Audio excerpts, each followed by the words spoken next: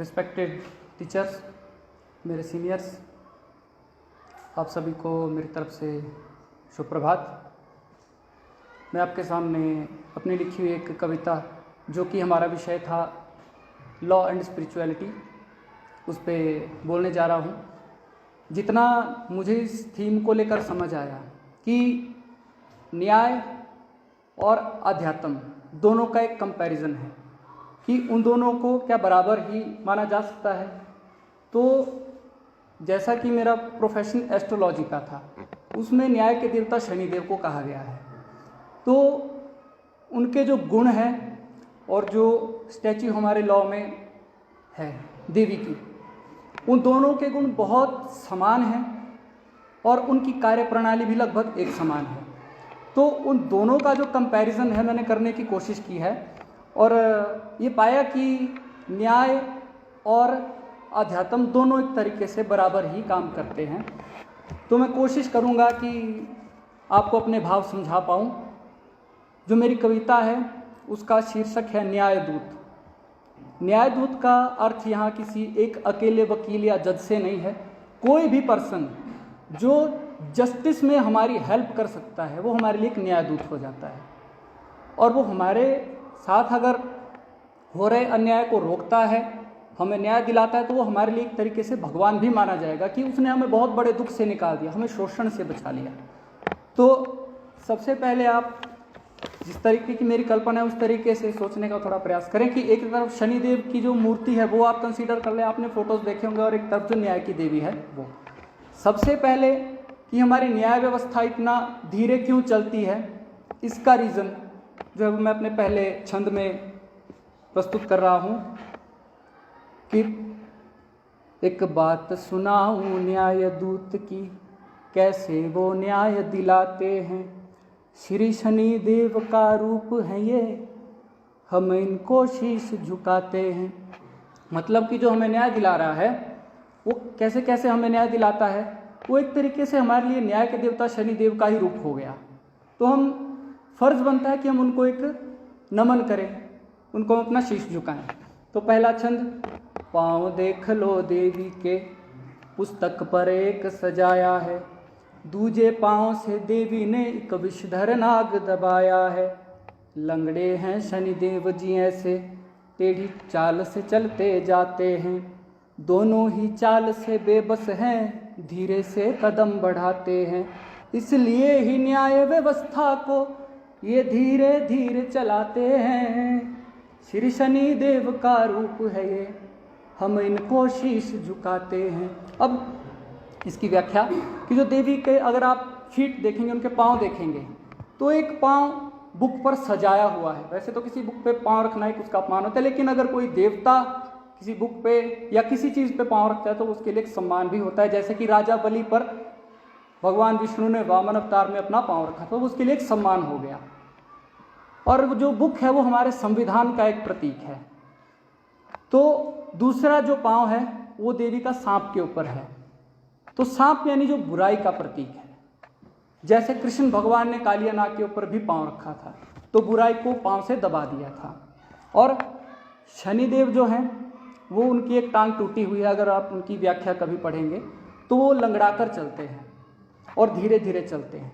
अब शनिदेव को अगर आप देखेंगे तो वो लंगड़ा कर धीरे धीरे चल रहे हैं, और जो देवी है दोनों पाँव बिजी हैं तो इजीली नहीं मूव कर पाएगी वो, इसलिए फिर वो धीरे धीरे ही चलेंगे। अब जो हमारी न्याय व्यवस्था है इनके अंडर आती है, तो जिस भी देवी देवता के अंडर न्याय की व्यवस्था आती है तो उसका गुण भी उस न्याय व्यवस्था में आएगा।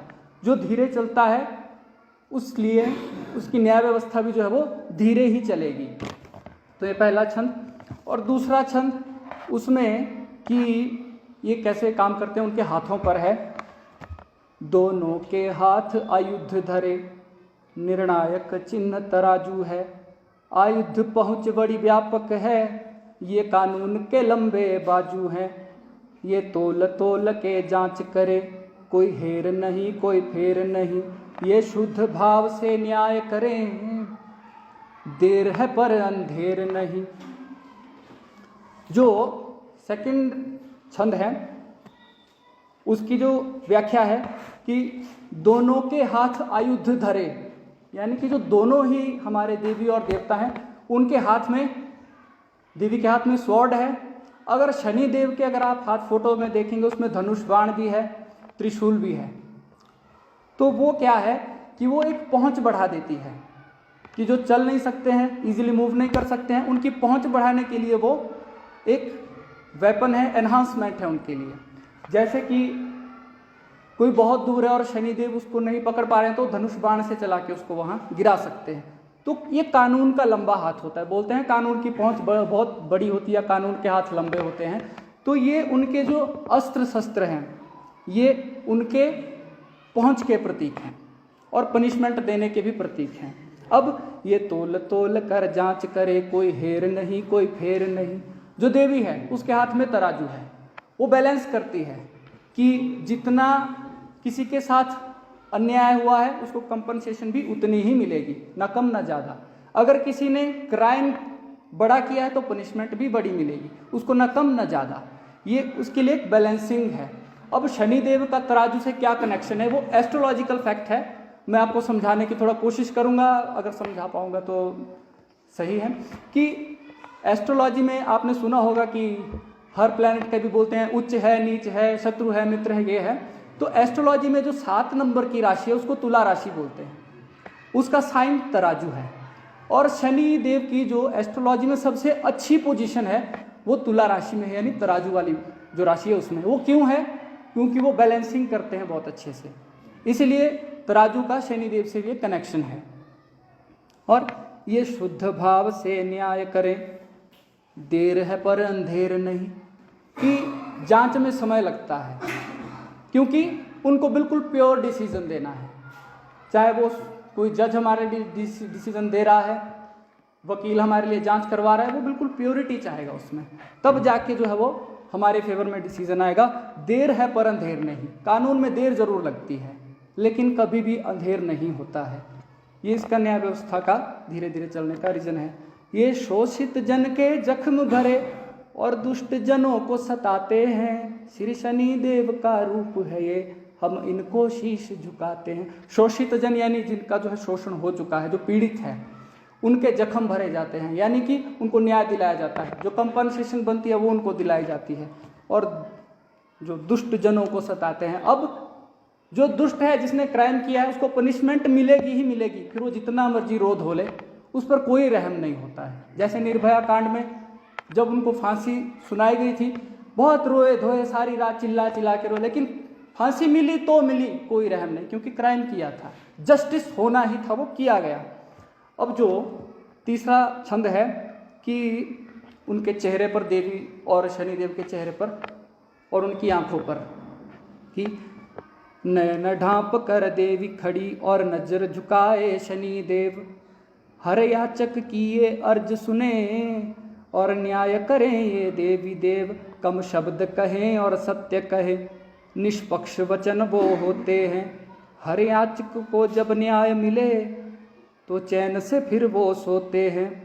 इसी तरह ये न्याय कर्मचारी एक देव स्वरूप हो जाते हैं, श्री शनि देव का रूप है ये, हम इनको शीश झुकाते हैं। एक न्याय बताऊं, एक बात बताऊं न्याय दूत की, कैसे वो न्याय दिलाते हैं, श्री शनि देव का रूप है ये, हम इनको शीश झुकाते हैं। अब जो तीसरा छंद है, अब देखेंगे कि देवी की आंखों पर पट्टी बंधी है।